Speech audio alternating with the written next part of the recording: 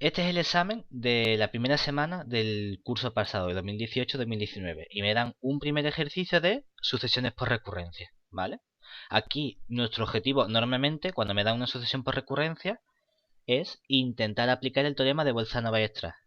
¿Qué nos dice el teorema de Bolzano-Weierstrass? Por tenerlo en mente.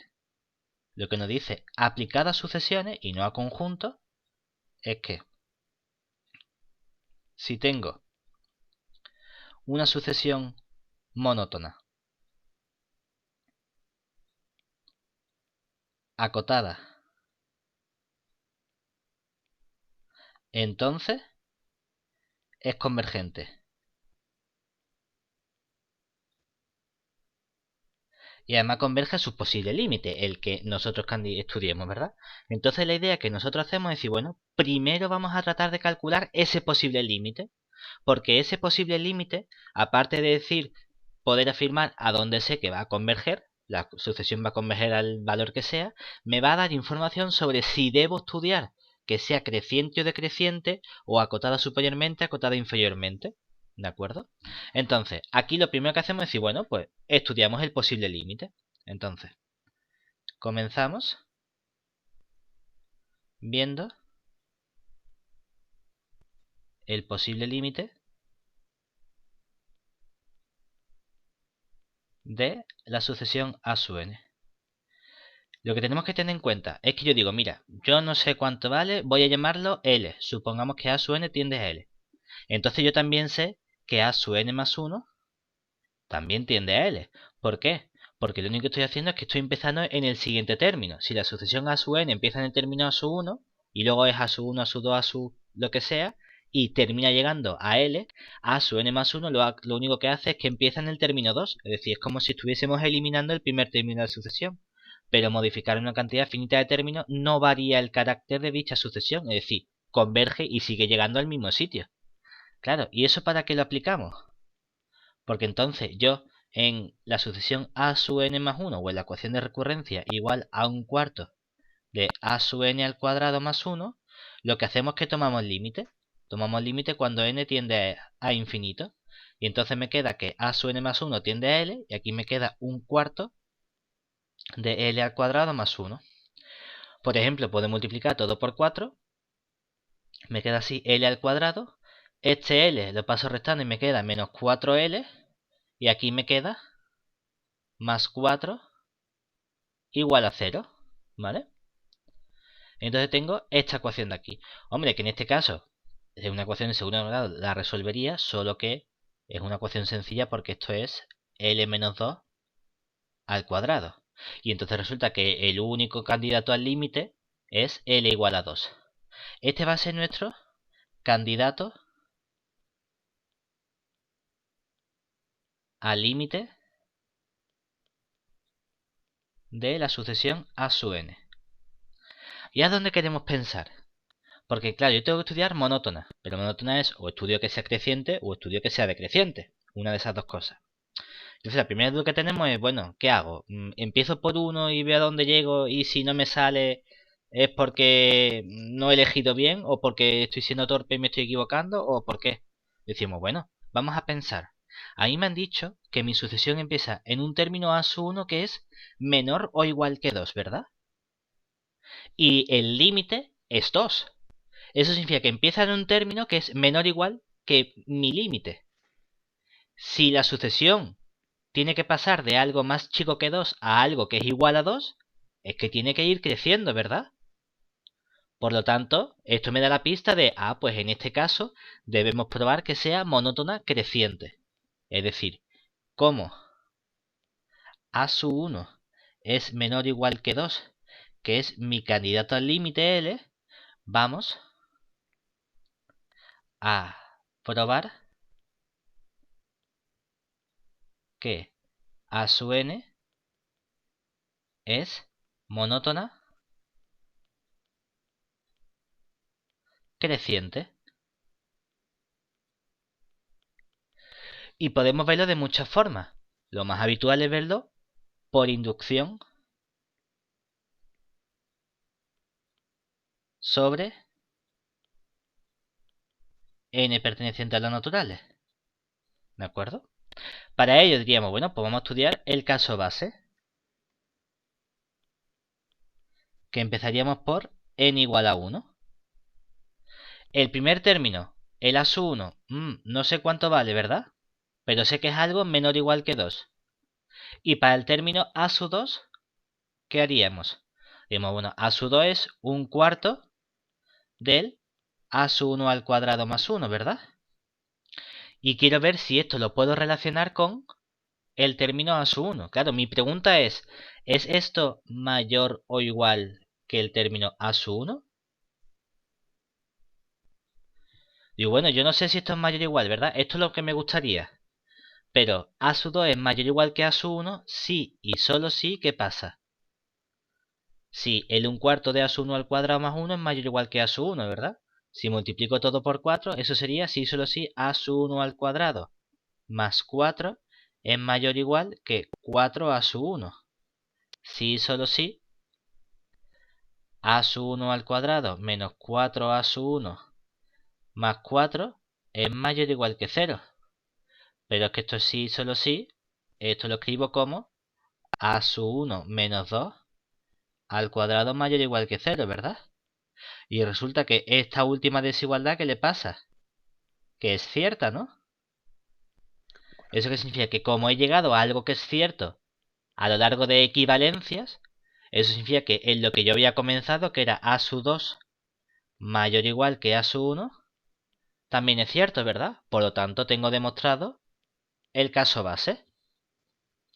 Ahora, ¿qué queremos hacer? Queremos ver el paso inductivo. Es decir, ahora veríamos el paso inductivo. Es decir, supuesto cierto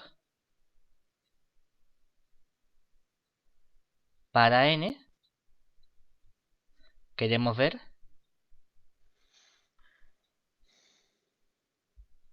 que se cumple para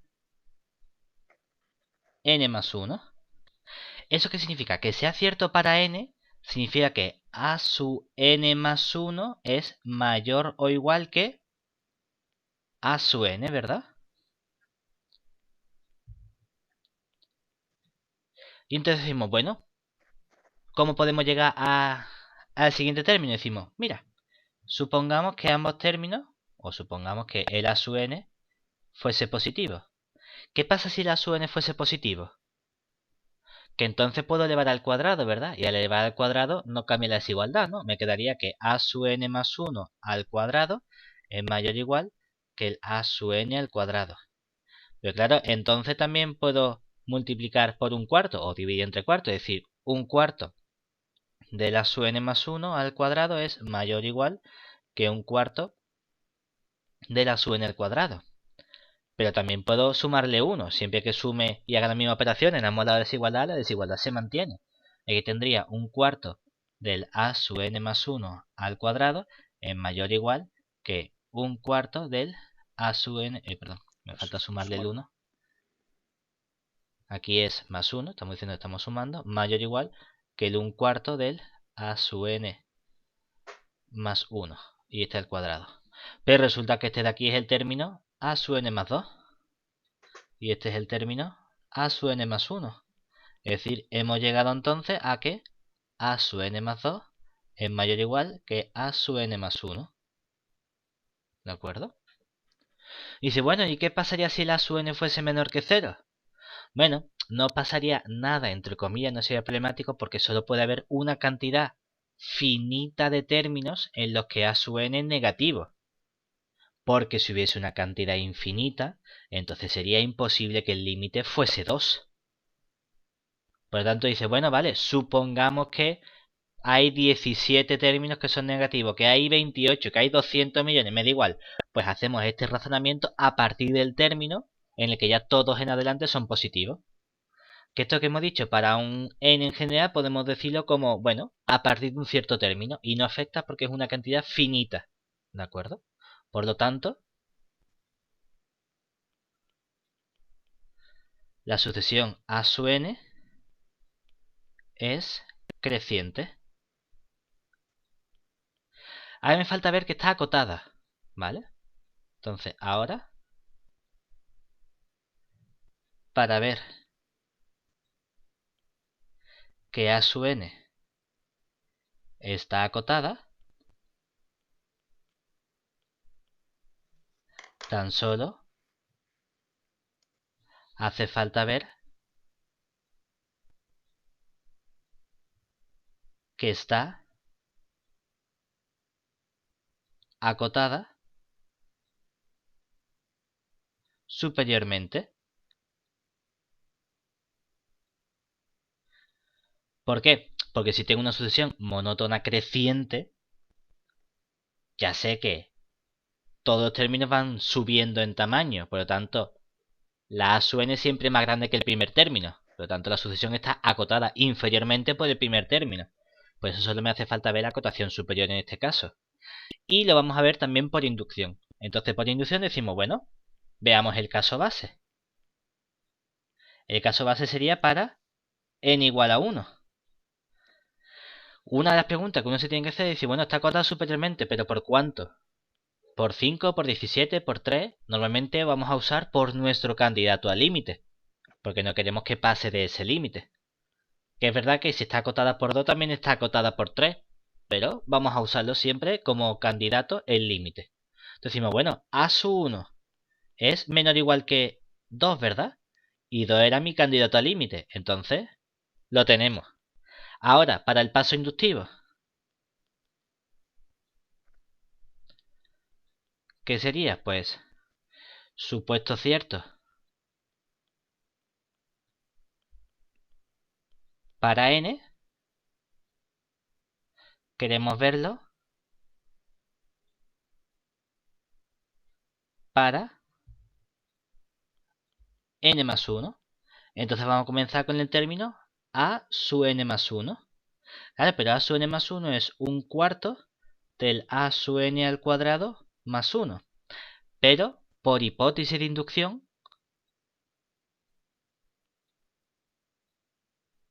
¿qué tenemos? Aparece el término a sub n. Y yo sé que el a sub n es, por hipótesis de inducción, menor o igual que 2. Entonces esto me queda menor o igual que un cuarto por 2 al cuadrado más 1. Claro, pero esto me queda 2 al cuadrado 4, 4 entre 4, 1 y 1 más 1, 2, que es mi L. Anda, pues ya lo tenemos, ¿verdad? ¿Y eso qué significa? Pues que, como hemos probado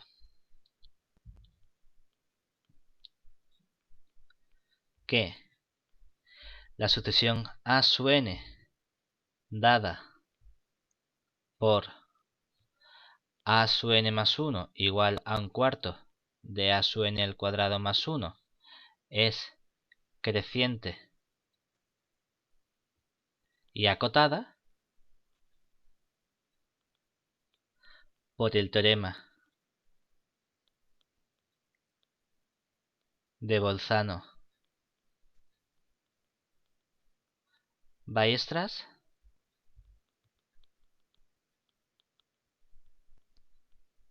la sucesión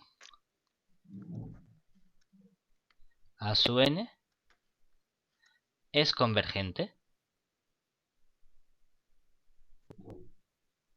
y además hemos calculado cuál es su límite. El límite cuando la n tiende a infinito de a sub n es exactamente 2, que ese es mi candidato al límite con el que hemos estado trabajando al principio. ¿De acuerdo? Esto es los pasos que tenemos que seguir siempre que tengamos nuestra sucesión por recurrencia. Posible límite, monotonía y crecimiento basándonos en ese posible límite, o por inducción o por como nos apetezca estudiar las distintas herramientas que nos hacen falta, y luego Bolzano-Weierstrass, todo funciona maravillosamente. ¿Vale? Venga, vamos al siguiente ejercicio. Mira, este es uno de límite y es un poquito distinto porque aquí de repente meten la función parte entera. Entonces, recordemos que cuando nosotros decimos que la parte entera de x es un número n perteneciente a los enteros, lo que estamos diciendo es que n es menor o igual que x, que es menos estricto que n más 1. Es decir, que por ejemplo la parte entera de 3,1 sería 3. La parte entera de 7,9 sería 7. Y con los negativos, la parte entera de menos 2,3 es menos 3. Es el entero que está a la izquierda. ¿De acuerdo? No el que está a la derecha. Entonces, aquí me están diciendo, queremos estudiar qué le pasa a este límite de aquí. ¿Vale? Y como me dan el límite cuando x tiende a 1, nosotros decimos, bueno, vamos a intentar ver qué pasa cuando yo estudio los límites laterales. Entonces, vamos a estudiar los límites laterales.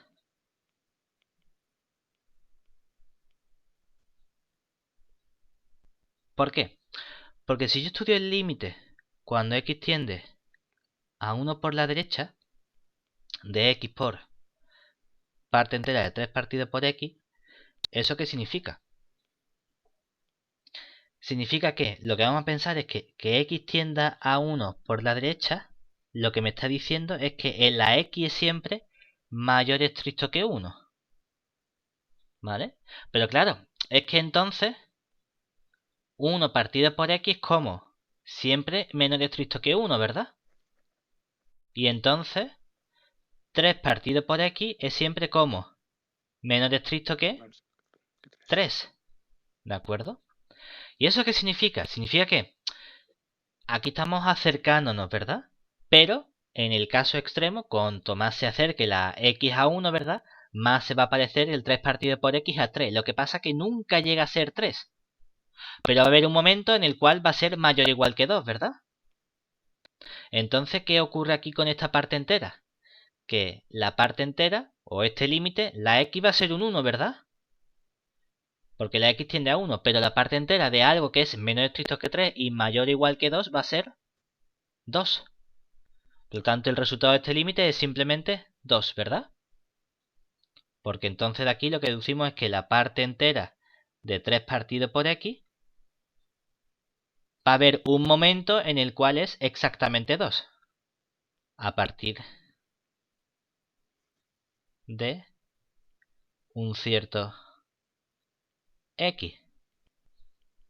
Y dice, no, pero es que si la x vale 0,1, entonces 3 entre 0,1 es 30 y la parte entera no es 2, es 30. Vale, sí, pero la x se está acercando a 1. Entonces es verdad que la parte entera no siempre va a ser 2, pero conforme ya la x está suficientemente cerca del 1, a partir de ese momento, en ese entorno va a ser siempre 2. Por otro lado, cuando yo cojo el límite, cuando la x tiende al 1 por la izquierda, de x por la parte entera de 3 partido por x, vamos a hacer un razonamiento similar para la parte entera. Solo que ahora, como la x tiende a 1 menos, lo que estamos diciendo es que la x es siempre menor estricto que 1. Claro, pero es que entonces 1 partido por x va a ser siempre un número mayor estricto que 1. Y eso significa que cuando tengo 3 partido por x, eso va a ser mayor estricto que 3. Y por lo tanto, la parte entera del 3 partido por x va a ser 3. No siempre, sino a partir de un cierto x. Pero a partir de ese x ya vamos a tener que siempre la parte entera es 3. Como el límite de x es 1, pues me quedaría 1 por 3, que es igual a 3. Pero si los límites laterales no coinciden, es que, ¿qué puedo afirmar sobre la existencia del límite? Que no existe. Es decir, como los límites laterales no coinciden, tenemos que no existe el límite cuando x tiende a 1 de x por la parte entera de 3 partido por x. ¿De acuerdo? Aquí lo único que hemos tenido que hacer ha sido un razonamiento de qué significa límite por izquierda, límite por derecha y con este cociente para manejar estas partes enteras. Muy bien. Siguiente ejercicio. Ahora me dan el 3. Mira, te dice calcular el número de soluciones reales de esta ecuación en función del valor A. Este tipo de ejercicio en el que me pueden dar un enunciado que es calcular el número de soluciones, clasificar el número de soluciones, determinar los intervalos donde están las soluciones, o decir determinar los valores de A para que la ecuación tenga una, dos, ninguna, tres, las que sean, siempre siguen el mismo proceso. Lo primero es convertir esta ecuación en una ecuación homogénea. Entonces, transformamos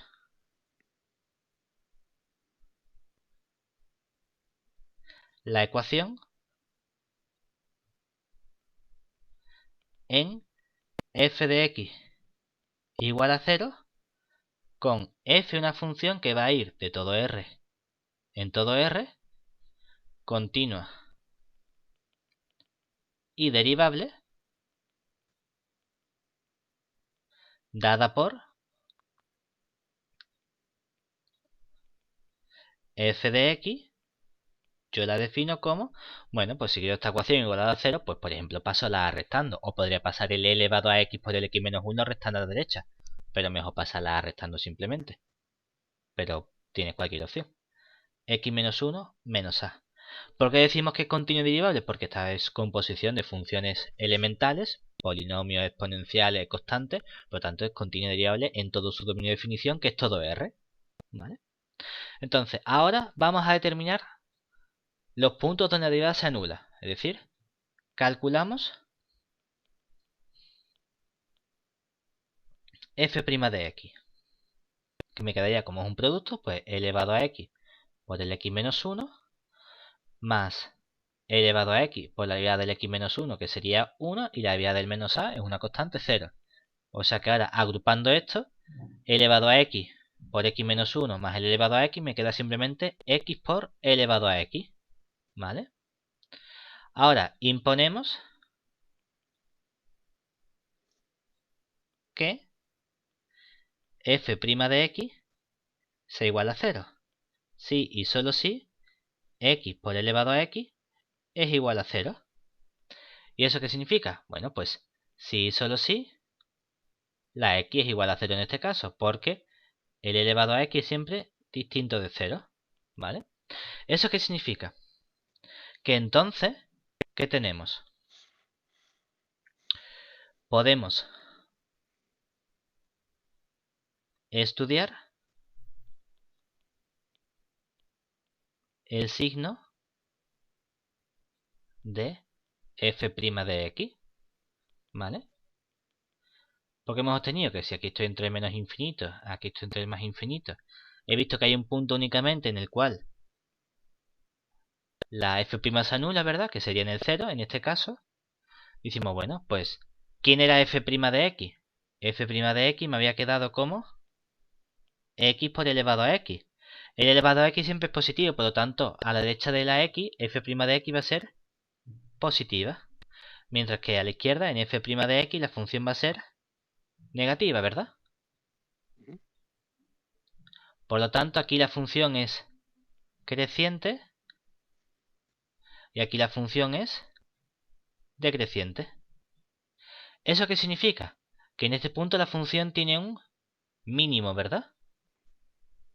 Muy bien, entonces no me hace falta exactamente saber a lo mejor que es un mínimo, pero bueno, lo ponemos por si acaso. Aquí hay un mínimo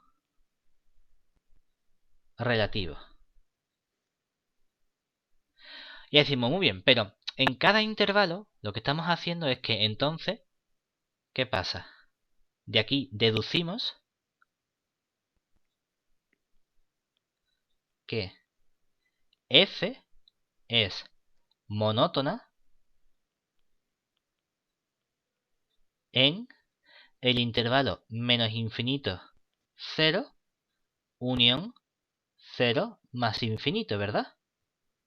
Aquí hemos visto que la función es decreciente. Mientras que aquí hemos visto que la función es creciente. Lo que me importa es que es monótona. ¿Por qué? Porque resulta que en cada uno de los intervalos donde f es monótona, o bien hay exactamente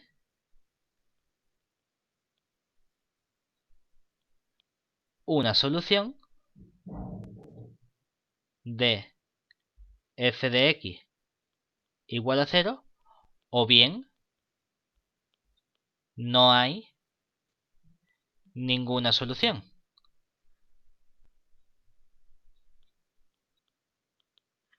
¿Vale? Y la pregunta es, ¿por qué? Sí, nosotros afirmamos que eso es así, pero ¿por qué eso es cierto? Queremos probarlo, ¿verdad? Entonces decimos, bueno, como no lo puedo probar de forma indirecta, vamos a hacer un razonamiento por reducción al absurdo. Es decir, por reducción al absurdo, supongamos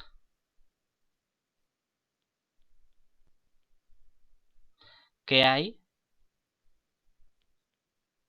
dos soluciones, alfa 1, alfa 2, pertenecientes a I de f de x igual a 0, con, ¿qué es lo importante? Que la función f es monótona en el intervalo I, ¿verdad? En particular, lo que significa que la f de x es distinta de 0 para todo x perteneciente a I, ¿verdad? Me da igual que la f prima sea positiva o negativa, lo importante es que no es 0, ¿verdad? Claro, pero entonces ahí me han dicho que alfa 1 es una solución. Eso significa que f de alfa sub 1 vale 0. Pero alfa 2 también es otra solución, es decir, f de alfa sub 2 también es 0. Pero bueno, por igualación, si 0 es igual a 0, esto significa que f de alfa sub 1 coincide con f de alfa sub 2. Pero f era una función continua y derivable, ¿verdad? Y eso significa que por el teorema de Rolle, si tengo que la función coincide en dos puntos, ¿verdad? Sí. Entonces, por Rolle, existe un punto C intermedio, me da igual que digamos entre el alfa 1, alfa 2, o el alfa 2, alfa 1, depende de cuál sea la solución chica, ¿de acuerdo? Tal que, ¿qué le pasa a la derivada en ese punto? Cero. Que tiene que ser 0. Pero esto no puede ser, porque este intervalo está contenido en I. Y para cualquier punto que yo coja de I, la f' es distinta de 0. ¿Cómo va a ser f' de c igual a 0? No puede ser, aquí tengo mi contradicción, ¿verdad? Y como tengo mi contradicción, ¿eso qué significa? Que en cada uno de los intervalos donde la f' es distinta de 0, o hay una o no hay ninguna solución, ¿de acuerdo?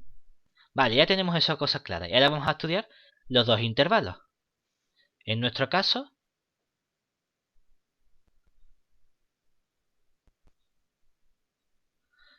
I sub 1 va a ser el intervalo menos infinito 0, e I sub 2 va a ser el intervalo 0 más infinito, ¿vale? Como mucho, en el intervalo I sub 1 o hay una solución o no hay ninguna. Y en el intervalo I sub 2 o hay una solución o no hay ninguna. Pero ahora queremos ver exactamente qué pasa. Entonces, veamos cuántas soluciones encontramos en cada intervalo.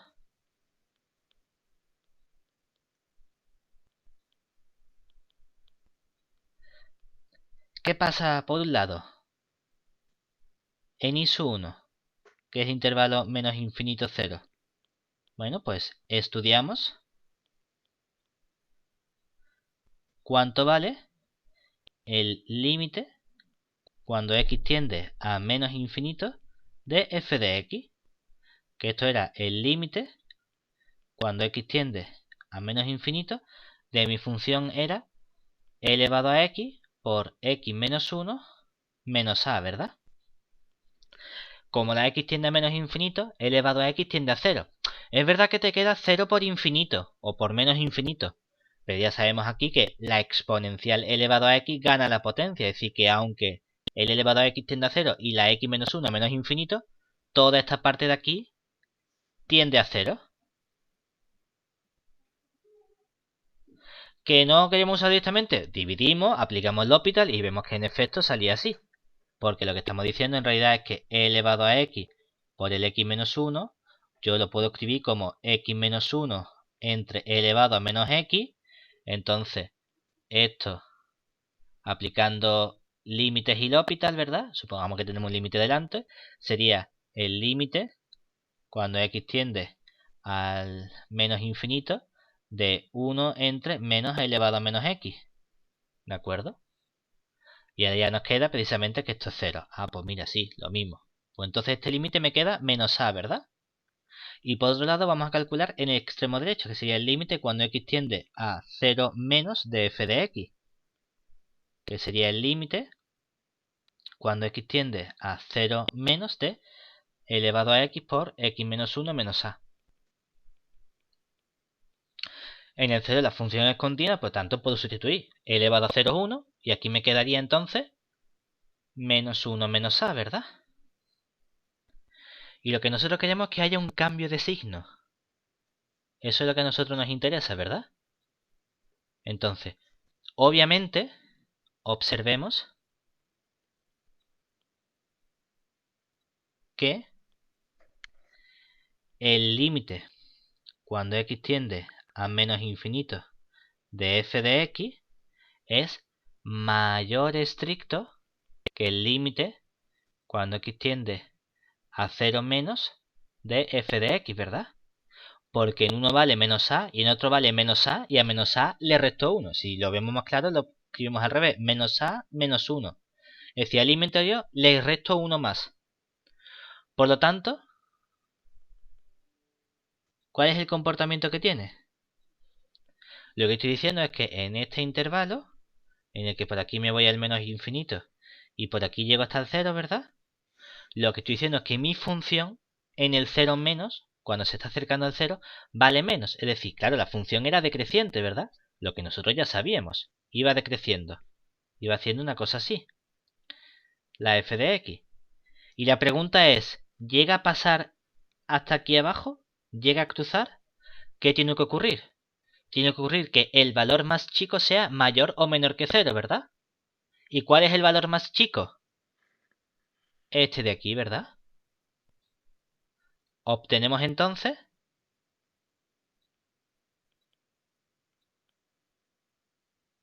que hay, opción 1, una solución si, ¿qué ocurre? Si el menos a menos 1 es como negativo, ¿verdad?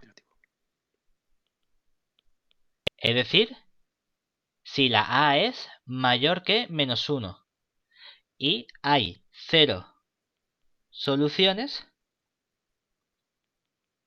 sí, ¿qué pasa?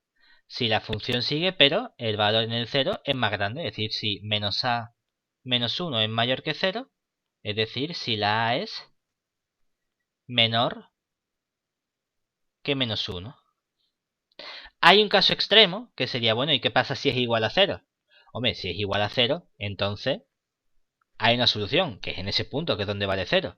Eso significa que si quiero, puedo poner aquí el igual. Porque cuando la a valga exactamente menos 1, resulta que este límite, que es lo que vale la función en 0, es 0. Es decir, la solución estaría en el punto 0. Pues vale, no pasa nada. ¿De acuerdo? Muy bien. Y ahora esto lo hemos hecho con intervalo i sub 1. Vamos a hacer exactamente el mismo proceso, pero con el intervalo i sub 2. Es decir, análogamente,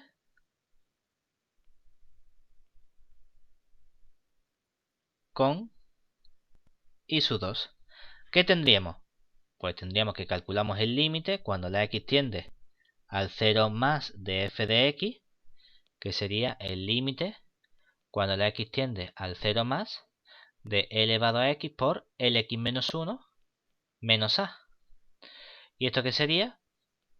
Cuando tiene 0 más la función es continua, esto simplemente elevado a 0, 1, 0 menos 1 y menos 1, pues me queda menos 1 menos a. Claro, si era continua, por la izquierda y por la derecha el límite vale lo mismo que la f en el punto, vale. Y ahora el límite, cuando x tiende a más infinito, de f de x, que sería el límite cuando la x tiende a más infinito de elevado a x por el x menos 1 menos el a. Claro que esto sale más infinito, ¿verdad? ¿Y esto cómo es? Positivo. Lo que me interesa es el signo, ¿verdad? Por lo tanto, ¿qué ocurre? Entonces, obtenemos que hay una solución si, ¿qué ocurre?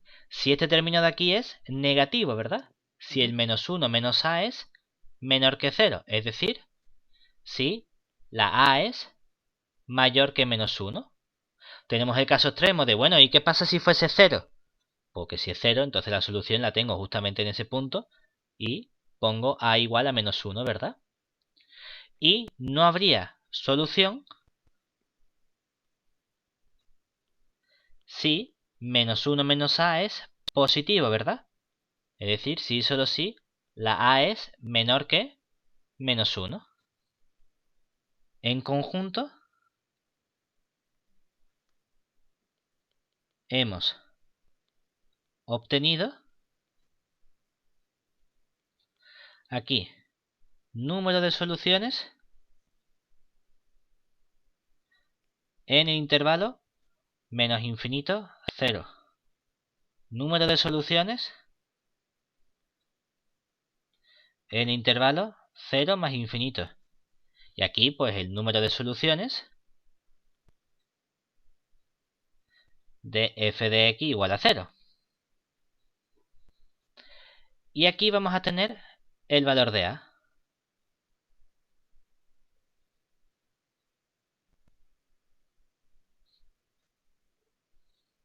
Nos han salido dos valores, ¿verdad? Que podría ser, bueno, ¿qué pasa si la a es mayor estricto que... O bueno, vamos a ponerlo en orden decreciente. ¿Qué pasa si la a es menor que menos 1? ¿Qué pasa si la a vale menos 1? ¿Y qué pasa si la a es mayor que menos 1? Si hay los valores que hemos obtenido.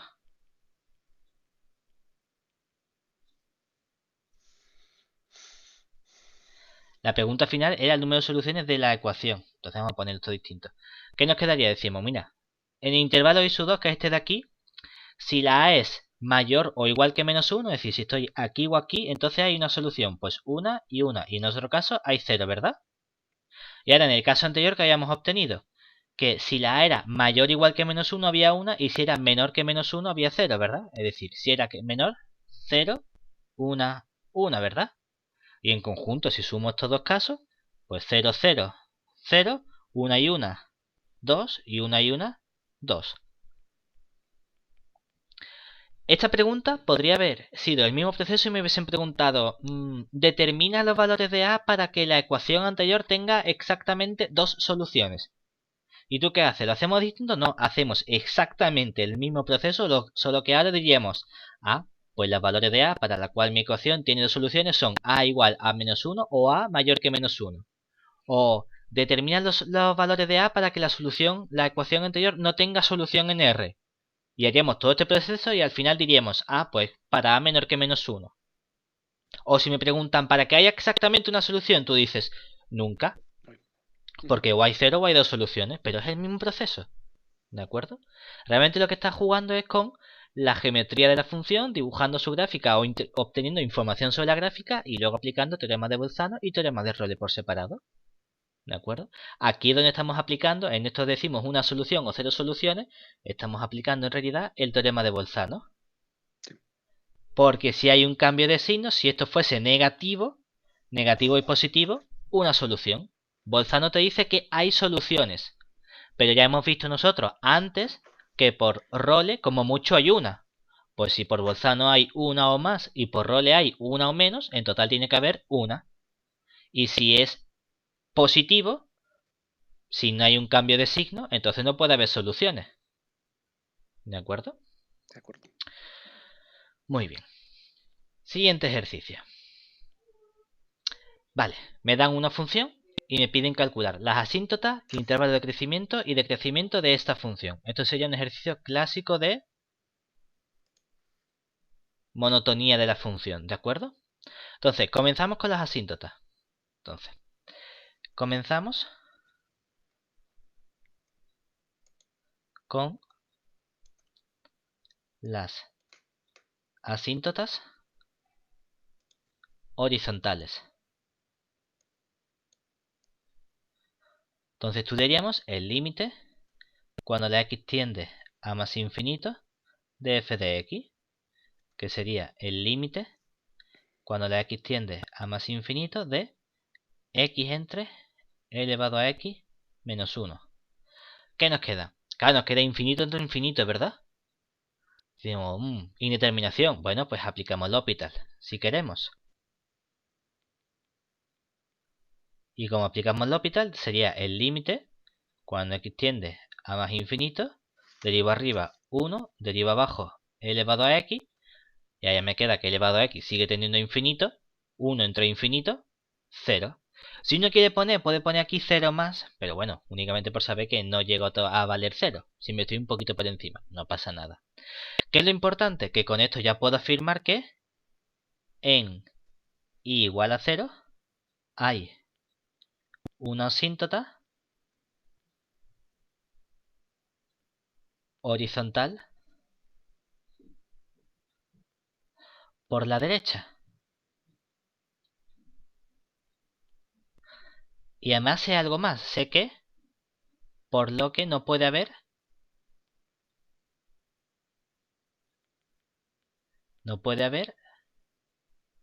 asíntota oblicua por la derecha.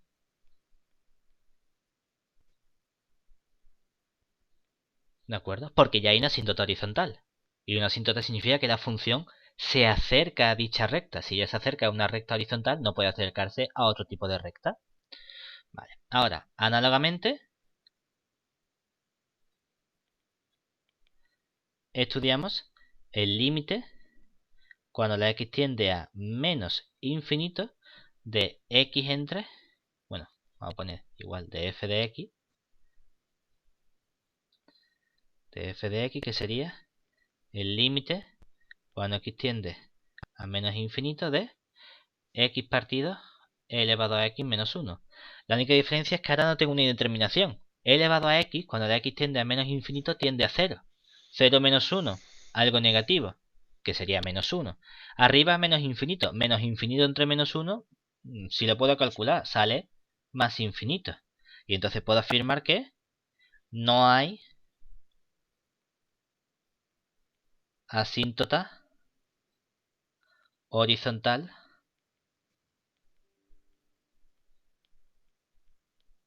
por la derecha. Izquierda. Perdón, por la izquierda. Sí. Por la izquierda. ¿De acuerdo? Ahora, vamos a estudiar las asíntotas verticales, ¿verdad? Entonces, aquí observemos que los candidatos a asíntota vertical son los valores x sub 0 tales que x sub 0 no pertenece al dominio de mi función. ¿De acuerdo?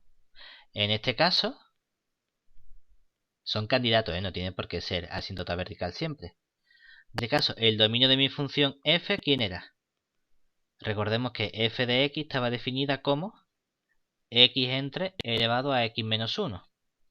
Vale, entonces como tengo polinomio arriba, todo r. Como tengo exponencial abajo menos 1, todo r. Pero como tengo un cociente, van a ser los puntos x pertenecientes a r, tales que el denominador, que es elevado a x menos 1, no se anula. Que aquí me está diciendo que elevado a x sea distinto de 1, y eso me está dando, tomando logaritmo, que la x sea distinta de 0. Por lo tanto, todo esto sería todo R menos el punto 0. ¿Eso qué significa? Que 0 es un punto que no está en el dominio, ¿verdad?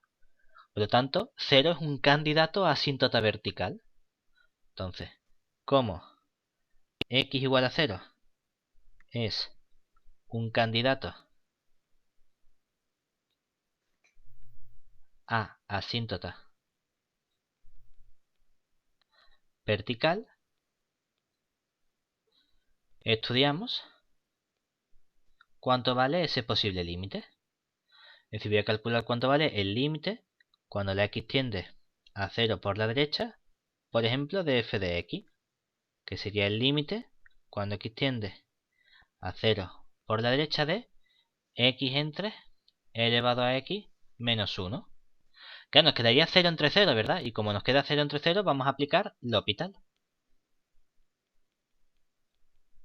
Y entonces nos queda el límite cuando x tiende a 0 por la derecha, y aquí me queda 1 entre e elevado a x. Pero 1 entre e elevado a x, ¿cuánto me sale? Me sale 1, ¿verdad? Pero eso no es ningún problema, ¿verdad? Esto es distinto de infinito. Y como no sale infinito, entonces, de momento, no tenemos una asíntota vertical Vale. en x igual a 0. Porque para que sea asíntota vertical necesito que o por la izquierda o por la derecha tienda a infinito. Lo calculo por la derecha y sale 1. Vale, bueno, pues de momento funciona bien. Bueno, pues vamos a estudiar qué pasa por la izquierda. Análogamente, calculamos el límite cuando x tiende a 0 por la izquierda de f de x, que sería el límite cuando x tiende a 0 por la izquierda de x entre e elevado a x menos 1. Me vuelvo a quedar 0 entre 0, aplicamos de nuevo L'Hopital. ¿Y qué pasa ahora? Que nos queda también el límite cuando x tiende a 0 menos de 1 entre e elevado a x. Que esto vuelve a ser 1, ¿verdad? Que es distinto de infinito.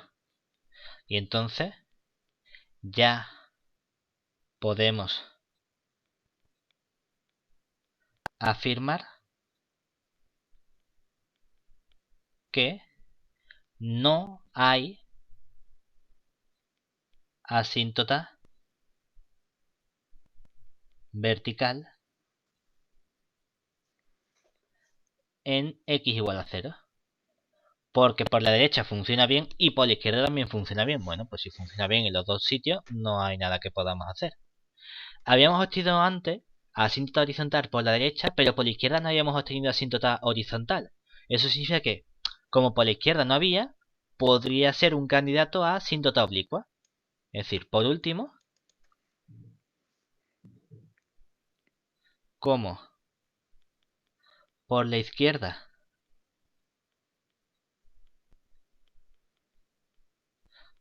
no había asíntota horizontal, podemos ver si existe una asíntota oblicua de la forma igual a mx más n, para lo cual calculamos primero cuál sería la posible pendiente de nuestra recta. Es decir, vamos a calcular el límite cuando la x tiende a menos infinito de f de x partido por x, que esto sería la pendiente m de nuestra recta, en caso de que salga un número. Decimos, venga, esto sería el límite cuando la x tiende a menos infinito de la función era x entre e elevado a x menos 1 y todo eso entre x.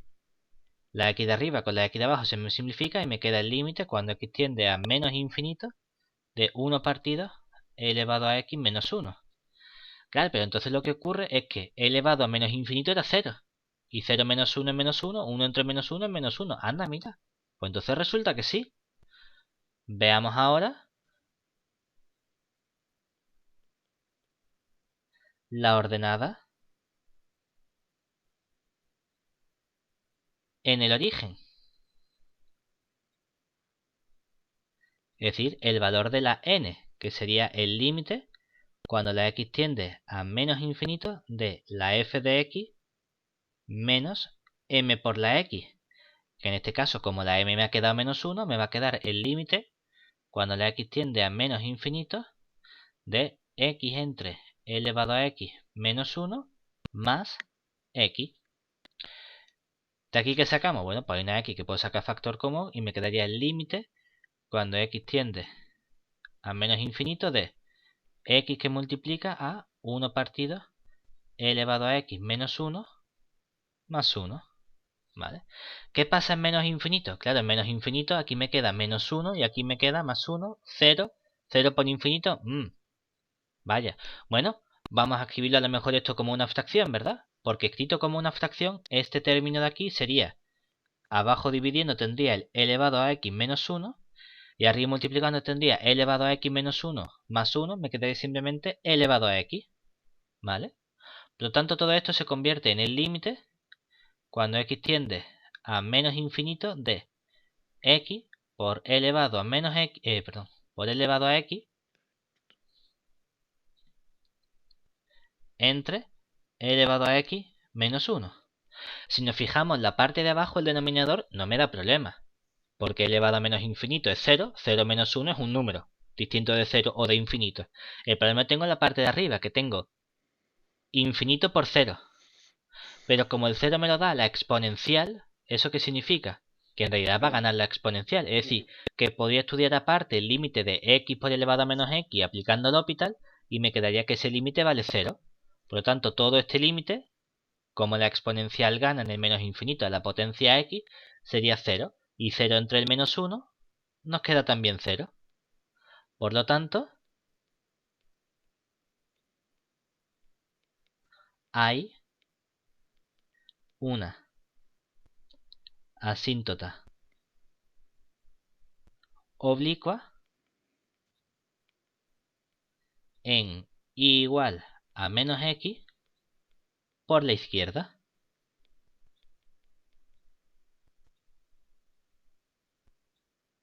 Y con esto tenemos ya todas las asíntotas. Me falta estudiar no solo las asíntotas, sino también nos pedían los intervalos de crecimiento y decrecimiento de la función. Y para eso, ¿qué tengo que estudiar? El signo de la derivada. Es decir, para ver el crecimiento de f, comenzamos calculando quién sería f' de x.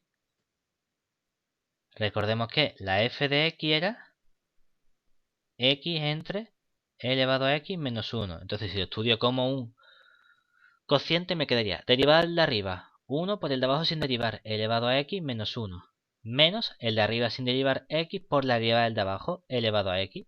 Y todo eso entre el de abajo al cuadrado, pues elevado a x menos 1, todo eso al cuadrado. Vamos a ver que podemos simplificar, si es que podemos simplificar algo, ¿de acuerdo? Arriba tengo un e elevado a x, 1 por menos 1, menos 1, y aquí me queda menos x por el elevado a x. Todo eso dividido entre el e elevado a x menos 1 al cuadrado. O sea que todo esto nos queda, si nos fijamos a lo mejor en el e elevado a x, tendríamos arriba un e elevado a x que saco factor común y aquí multiplicaría aquí a un 1 y aquí a un menos x, y a esto le resto 1. Todo eso entre el e elevado a x menos 1 al cuadrado, ¿verdad? Entonces, ¿cómo analizamos nosotros ahora el signo que tiene esta función?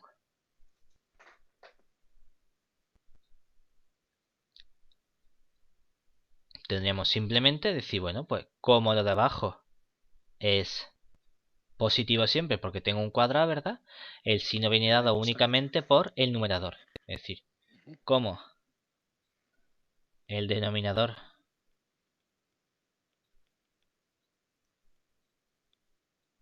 es positivo, tan solo hay que estudiar el signo de e elevado a x, que multiplica a 1 menos x, menos 1. Es decir, vemos cuando la ecuación e elevado a x por 1 menos x menos 1 se hace 0. Esto sería lo mismo que ¿qué? Que decir, bueno, pues si solo si, aquí tengo el e elevado a x igual a el menos 1 pasa sumando y el 1 menos x que está multiplicando pasa dividiendo, ¿verdad? Claro, ¿cuál es el problema de esta ecuación? O de esta ecuación que tenemos aquí, ¿verdad? Que esto a fin de cuentas sería estudiar el número de soluciones de esta ecuación, ¿verdad? ¿Y cómo estudiamos nosotros el número de soluciones de esta ecuación? ¿O cómo estudiamos el número de soluciones de cualquier ecuación? Con la construcción que hemos hecho en el anterior ejercicio, ¿verdad? Claro. Es decir, que aquí esto vuelve a ser un proceso en el cual tengo que, para analizar el signo de la parte de arriba, tengo que hacer unas pocas de cuentas porque tengo que estudiar qué pasa con esta ecuación de aquí. Y para ello, esto lo volvemos a llamar, a esta función la llamamos, por ejemplo, g de x, ¿verdad?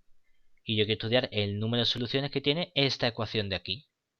Que vuelve a ser una ecuación continua y derivable, ¿verdad? Por lo tanto, lo que tenemos que hacer es calcular su derivada.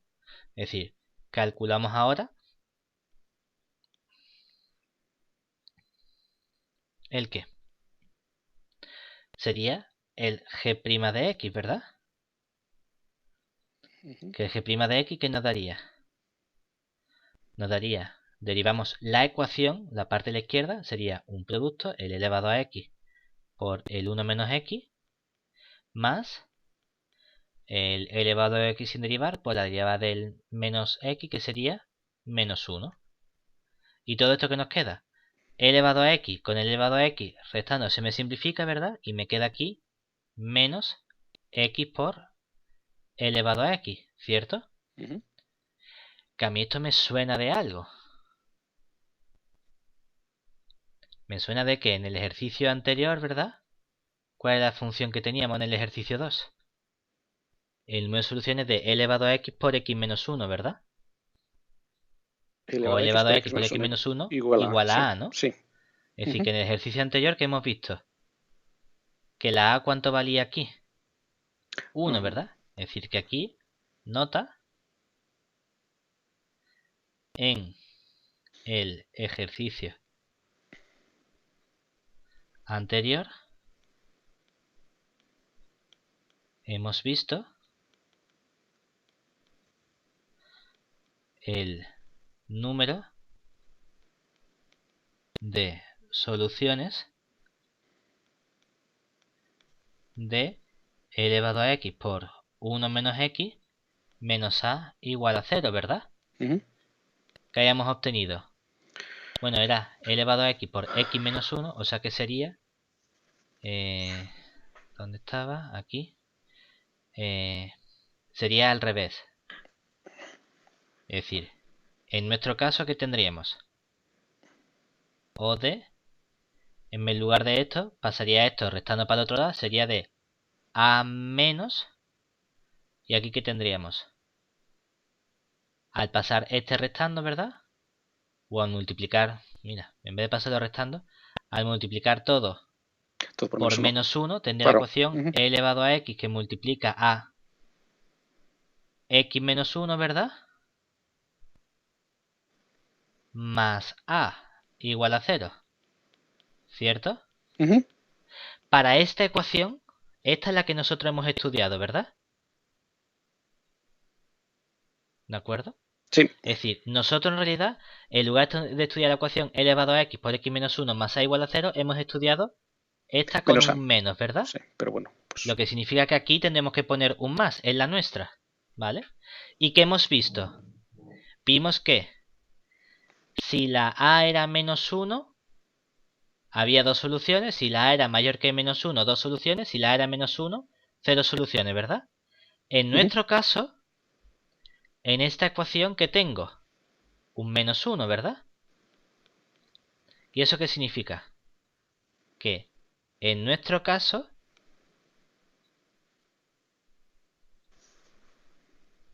aquí, ¿cuánto vale la a? Menos 1, ¿verdad? ¿Y eso qué significa? Que si la a vale Era menos justo el 1, caso. ¿cuántas soluciones hay? Era Dos soluciones, ¿verdad? justo el caso frontera, ¿no? Que había dos soluciones. Sí. Por lo que hay dos soluciones. Es decir, tendríamos que hacer este ejercicio sería como el anterior, lo que pasa es que justo ya lo tenemos hecho. Porque esta función que tenemos aquí la vamos a escribir como menos 1 que multiplica a e elevado a x por x menos 1 más 1 entre e elevado a x menos 1 al cuadrado. Que es lo mismo que escribirla como menos 1 por el e elevado a x por el x menos 1 menos a entre, este menos 1 afecta a todo, el e elevado a x menos 1 al cuadrado. Y esto sería llamando a menos 1, ¿verdad? Y es justamente lo que teníamos anteriormente. Pero esto es la derivada, ¿verdad? Sí. Y eso significa que la derivada, ¿cuántas veces se hace 0? Dos veces. Dos veces. No sé en qué punto exactamente, porque no hemos sido capaces de calcular el punto, pero por el ejercicio anterior sabemos que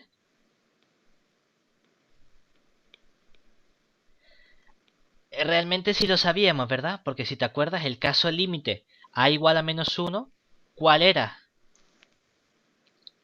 Cuando la a valía menos 1, ¿qué ocurría? ¿Que cuánto valía esto? Esto valía Esto vale 0, ¿no? 0, ¿verdad? ¿Y en qué punto era eso? Vale, En el sí. punto 0, ¿verdad? Es decir que en este caso, en a igual a menos 1, la derivada, o bueno, sí era la derivada, ¿no? Pero no de nuestra función, sino que la ecuación, vamos a ponerlo como la ecuación de e elevado a x por x menos 1 menos a igual a 0, se anulaba su derivada en x igual a 0.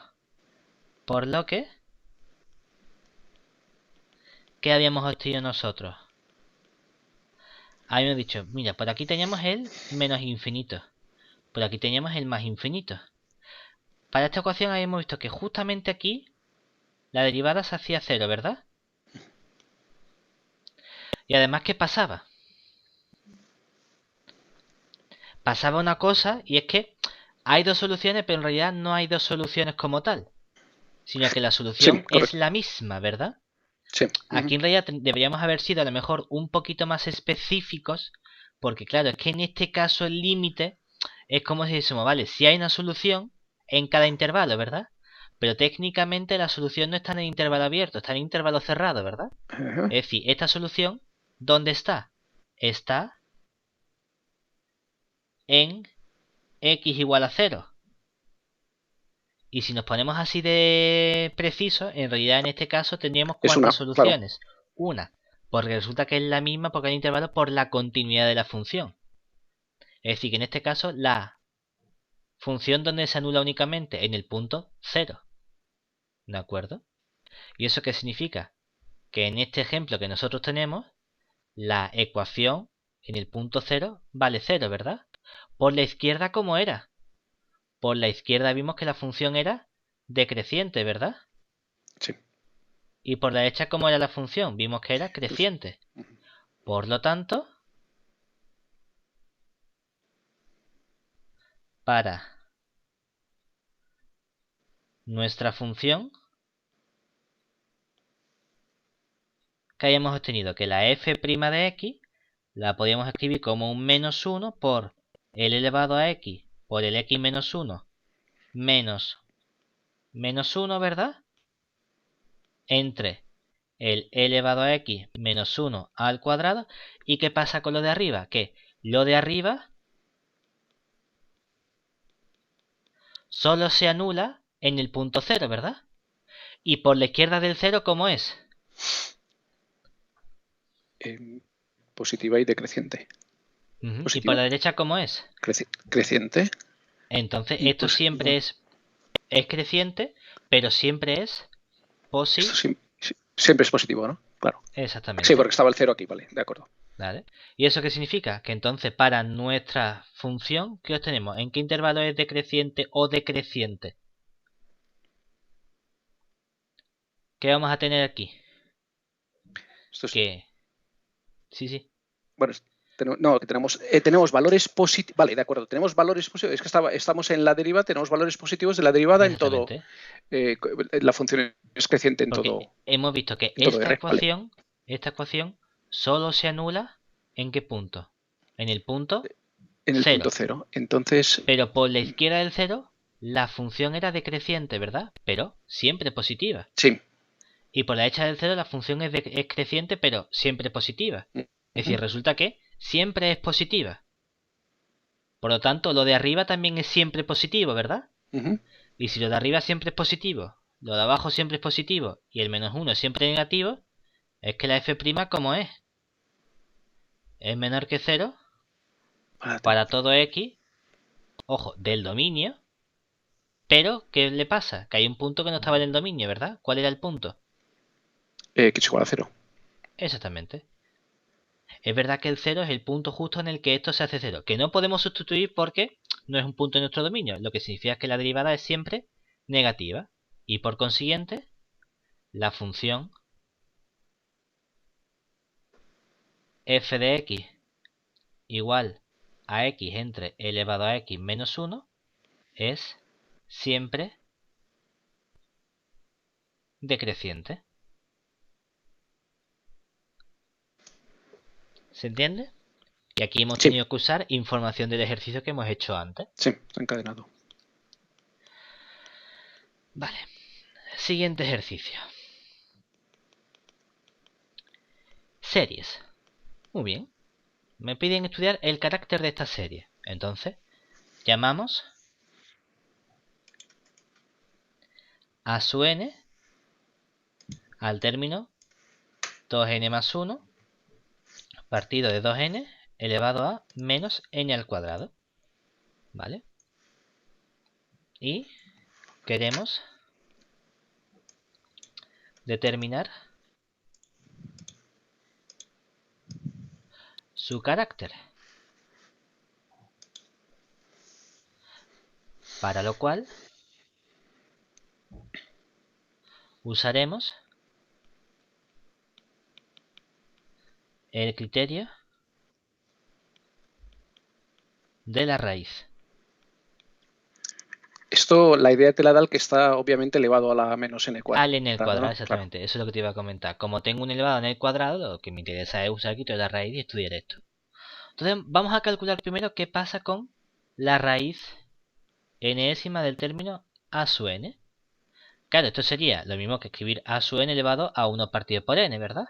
Por lo tanto, todo esto sería el 2n más 1 partido de 2n elevado a menos n al cuadrado y todo eso elevado al 1 partido por n. Pero elevado con las potencias me dice que esto sería el 2n más 1 partido por 2n elevado a menos n al cuadrado por 1 partido por n. O lo que es lo mismo, 2n más 1 partido de 2n y todo eso elevado a n cuadrado entre n me queda menos n. Que esto es lo mismo si lo escribo que como tengo el menos n, esta fracción la divido. Es decir, 1 entre 2n más 1 partido de 2n, todo eso elevado a n.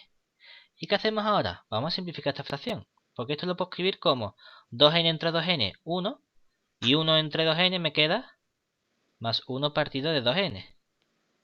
Todo eso elevado a n. Y vamos a jugar un poquito más con esta fracción. ¿Por qué? Porque la puedo escribir como 1 entre 1 más, y en vez de escribir 1 partido por 2n, voy a escribir aquí arriba 1/2 partido por n, y todo eso elevado a n. ¿Por qué? Porque esto me tiene que sonar a mí a las exponenciales, ¿verdad? Y resulta que yo sé que cuando yo tengo una función en la que tengo el 1 más a partido por una función que depende de n, y aquí tengo una función que depende de n, si tengo lo mismo en el denominador que en el exponente, el límite cuando la n tiende a infinito es e elevado a. Ojo, si la f de n tiende a infinito. Si no tiene infinito, entonces no tengo ninguna indeterminación y entonces simplemente lo que salga, ¿de acuerdo? En este caso, la f de n es la n simplemente, la n tiende a infinito. Por lo tanto, cuando la n tiende a infinito, esto tiende a 1 partido elevado a 1/2. ¿De acuerdo? ¿Y qué le pasa a este límite? Que ese límite es menor que 1, ¿verdad? Menor que 1. ¿Por qué? Porque el denominador es mayor que 1. Y por lo tanto, la serie es convergente. Mira que 2 puntitos más fáciles. Quito la raíz y ya está. ¿De acuerdo? Y esto sería entonces el examen de la primera semana.